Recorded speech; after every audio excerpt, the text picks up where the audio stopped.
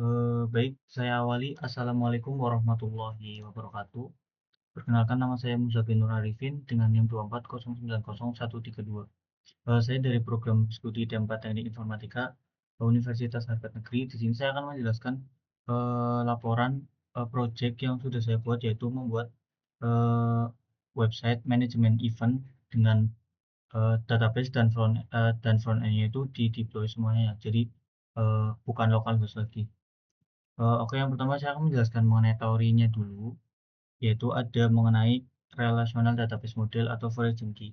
Jadi yang pertama dilakukan untuk membuat website kan pasti bikin relational database-nya. Nah, karena backend-nya saya itu menggunakan Prisma, Express.js dan Prisma. Nah, untuk relational itu berada di file ini ya, skema Prisma, seperti kayak bikin tabel event, terus kategori, terus speaker, nah dengan ID auto increment, terus name string dan lain-lain. Ini hanya sebagai kayak validasi ya, supaya ya data konsisten gitu loh. Kemudian selanjutnya mengenai backend API dan RESTful arsitektur. Nah, untuk pembuatan endpoint Jarut ini lengkap dengan framework Express ya. Contohnya seperti di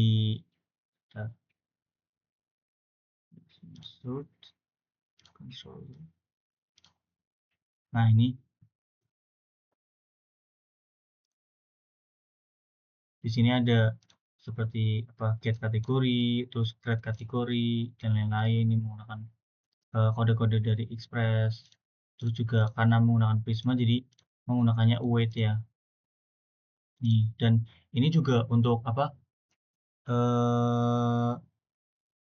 untuk backend atau pemanggilan SQL-nya tidak menggunakan kode SQL lagi ya, tapi menggunakan ORM. Makanya tadi menggunakan Prisma supaya untuk yang misal untuk menampilkan tadi ya, get kategori itu kan berarti menampilkan seluruh data dan diurutkan dari atas atau ascending. Nah, makanya diambil ID-nya itu diambil dari yang skema Prisma ini ya, ID itu contohnya. Kemudian lanjut yang ketiga yaitu autentikasi atau global state, atau di sini saya menggunakan library Sustan ya. Jadi untuk front end, untuk keamanan data ya, keamanan untuk login itu digunakanlah library Sustan. Nah, library Sustan itu apa sih? Jadi library Sustan itu supaya ketika tidak semua orang itu sembarangan masuk di bagian dashboard admin, hanya yang memiliki email atau akun ya. Nah, kita udah tahu logikanya, tapi kita nggak tahu gimana sih cara bikinnya. Nah, cara bikinnya itu yaitu dari di page login. Nah, di sini ini menggunakan sebentar. Kita ke ini dulu ya. Use outstore. Nih, kita memanggil library Sustan, kemudian di interface yaitu untuk memberi boundary ya atau batasan, yaitu seperti kayak string harus email, terus ya emailnya harus string dan lain-lain. Ini juga logikanya untuk dicek ya. Dan ini ada nama key yang akan tersimpan di local store. Nah, kemudian dimasukkan ke login dengan logikanya seperti ini. Nah, ketika salah maka dia akan seperti ini ya. Juga ada ini sama. Nah, jadi logikanya ketika eh, si user itu berhasil masuk admin maka masuk. Tapi ketika dia nggak masuk ke admin, maka dia akan dikembalikan ke ke login di loop atau dilempar kembali ke login. Nanti akan saya praktekkan ya. Nah, kemudian yang keempat adalah siklus hidup komponen dan fetching data. Nah, di sini itu integrasi API ke UI React. Nah, bisa kita lihat di UI-nya ya.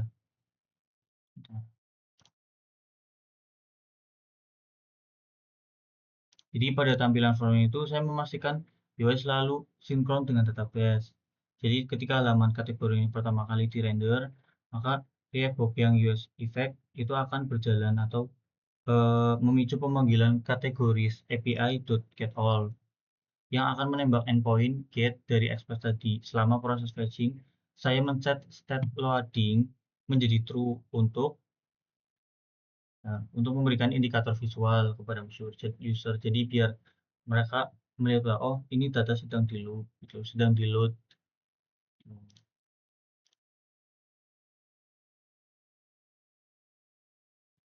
Contohnya berarti seperti kita akan lihat di bagian sebentar, info flash, oh ini di bagian admin ya, ini manage event.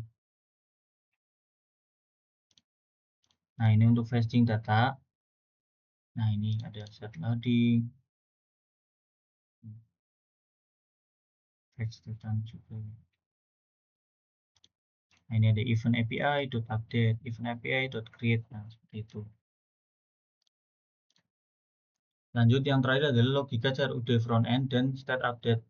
Nah apa logika CRUD di sini tuh yaitu operasi tambah, edit, dan hapus tanpa reload halaman. Jadi tanpa untuk mereload halaman. Nanti saya akan praktekkan setelah ini ya. Ini teori dulu. Nah, kita akan menyoroti di kode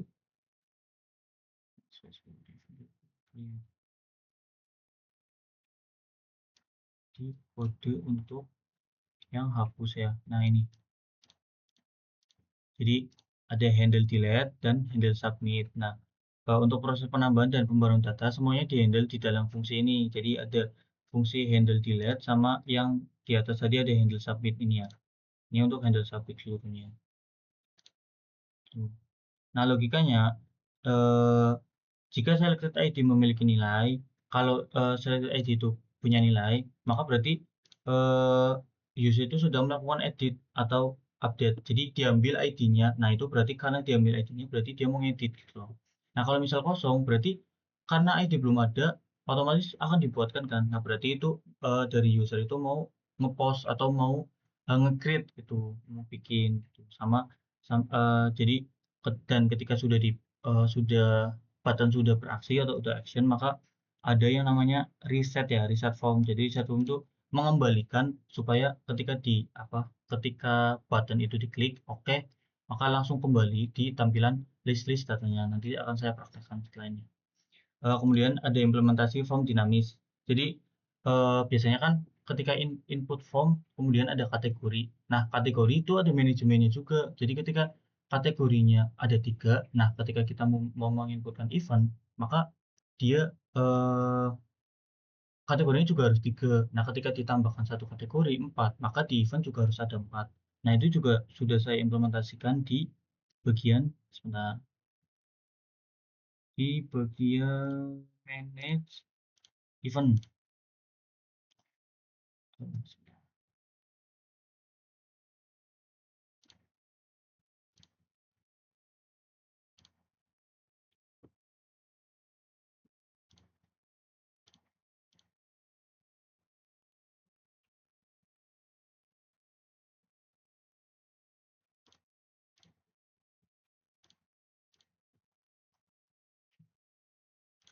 Di bagian info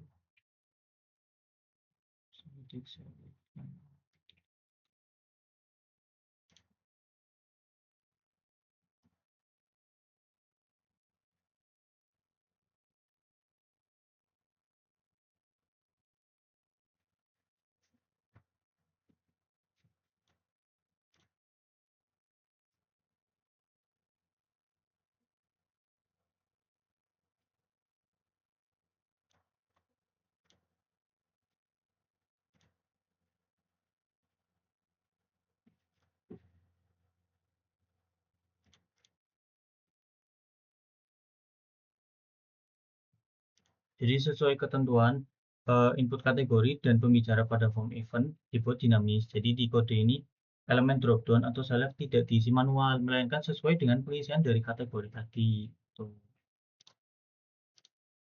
Nanti akan saya praktekkan setelah ini ya. Nah, kita langsung praktek aja ya yang pertama. Nah, ini untuk kita untuk yang front end itu saya deploy di Vercel dan untuk back end saya deploy di Railway, dan keduanya juga alhamdulillah sudah terhubung.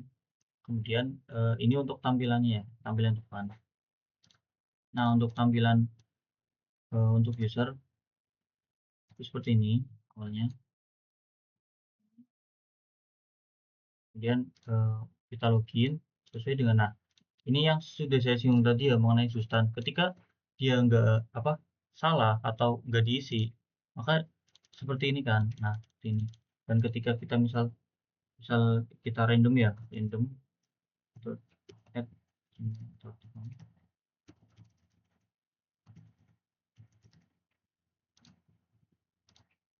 nah, maka email atau password salah gunakan akun Anda untuk masuk.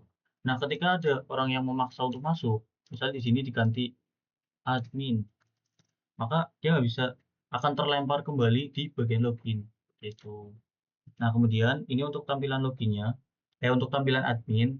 Nah, untuk yang total event, kategoris, dan speaker ini juga udah responsif ya, sesuai dengan yang kita isikan. Yang pertama ada manage event. Nah, yang sudah saya sebutkan tadi bahwa tampilan loading itu diberikan supaya memberi visual atau kesan ke user. Yaitu ketika kita pencet manage event itu ada memuat data. Awalnya memuat data. Tuh. Nah, manage event. Nah, misal kita tambahkan kategori, misal contoh ya, contoh misal kategorinya mengenai lingkungan, tuh, lingkungan atau cyber deh, cyber. Kita simpan. Nah, ini kita akan menambahkan cyber ya, kategori cyber dengan ID-nya 3. Karena dari ID udah kita auto informasi. Nah, ketika kita mau menambahkan event, kita create event, misal kita berikan contoh aja ya, kita masukkan contoh hanya untuk contoh saja. Nah, maka untuk kategori, untuk cyber dia akan ditambahkan seperti ini contohnya. Misal kita pilih cyber, lokasi misal di Tegal, misal tanggal hari ini. Jadi, oke, terus contoh kita simpan ke event. Nah, ketika kita eh, menambahkan kategori lagi, misal contoh di apa sih, data science ya, data science, kita simpan. Nah, bertambah data science. Kemudian ketika kita buat event lagi, nah harusnya ditambah dong kategori untuk data science. Nah, seperti ini contohnya. Jadi ini yang dinamakan dengan drop down dinamis. Ketika ditambahkan kategori, maka di sini juga tampilan kategori pemilihannya juga harus ada. Untuk speaker juga sama. Di sini fiturnya adalah untuk menambahkan nama, terus peran, kemudian gambar. Nah, untuk hasilnya seperti ini ya. Oke. Kemudian untuk backend juga udah saya menggunakan Supabase ya untuk backend. Sebentar. Nah, ini dengan Prisma Studio. Nah, data yang sudah tadi saya masukkan itu langsung masuk di sini ya. Sebentar, ini masih loading. Nah, ini tadi ya cyber, terus data science dan lain-lain. Terus ada event, terus ada speaker, data speaker. Nah, untuk percobaan seperti kayak get ID atau put, delete dan lain-lain. Nah, itu juga saya lakukan di Postman ya, di aplikasi Postman. Ini juga sudah bisa dicek, sudah berhasil semuanya. Ketika kita get kategoris, maka semua datanya tampil ya. Dan ketika kita tambahkan di sini, contoh tadi ya lingkungan, kita ganti ke post, kemudian kita send, maka dia tertambah ya, ditambahkan, kemudian kita lihat seluruh datanya. Nah, ini ditambahkan. Nah, ketika kita cek lagi di aplikasi, kita cek nih, manage categories. Nah, dia akan ditambahkan kembali. Itu artinya, itu menandakan bahwa antara database dengan front end, dia sudah terhubung ya. Jadi ketika satu ditambahkan, maka yang lain juga akan ditambahkan datanya, seperti itu. Nah, mungkin sekian aja ya penjelasan dari laporan project akhir dari eh, pembuatan manajemen event. Nah, untuk kesimpulannya bahwa manajemen event ini memang lebih lebih menantang ya daripada bikin web profile. Dari mulai kita harus apa? Harus menyesuaikan data-data atau database. Kalau web profile kan nggak ada database. Kalau manajemen event kan, kalau aplikasi manajemen berarti kan dia ada database kan. Nah, kita harus menentukan dulu mau gimana nih datanya, mau apa, terus itu harus disesuaikan terus-terusan ketika kita menggunakan, apalagi kita menggunakan React. React itu kan desain sistemnya Saya menggunakan desain sistem yang seperti atomik, kemudian dilanjutkan untuk komponen, organisme, dan kemudian, dan seluruh hasil jadi seluruhnya gitu. Nah, itu tuh harus sesuai juga. Kemudian, tantangan yang kedua itu yaitu tadi ya yang sudah saya jelaskan, yaitu ketika kita deploy ke backend. Jadi ketika kita deploy ke backend lagi-lagi banyak error seperti ternyata harus di-build ke backend dan lain-lain, terus harus di-start. Nah, kemudian, ketika kita masukkan ke sini, ke apa, backend tadi kita masukkan ke deploy yang front end, ada kendala lagi, yaitu untuk, menekan tombol create atau create ya CRUD ketika dihubungkan dengan database, dia nggak mau menekan, dan ketika saya cek di inspect, masalahnya yaitu untuk yang CORS atau seperti perlindungan data ya, perlindungan untuk mentransfer data di sini nih, abuse CORS. Jadi untuk CORS akhirnya saya merubah atau memodifikasi supaya, mereka bisa atau dari front-nya itu diberikan izin untuk mengedit di bagian database. Nah, untuk logikanya seperti ini. Nah, mungkin, sekian dari saya, kurang lebihnya mohon maaf barangkali ada kesalahan penjelasan atau mungkin kurang penjelasannya dari saya. Saya akhiri, wassalamualaikum warahmatullahi wabarakatuh.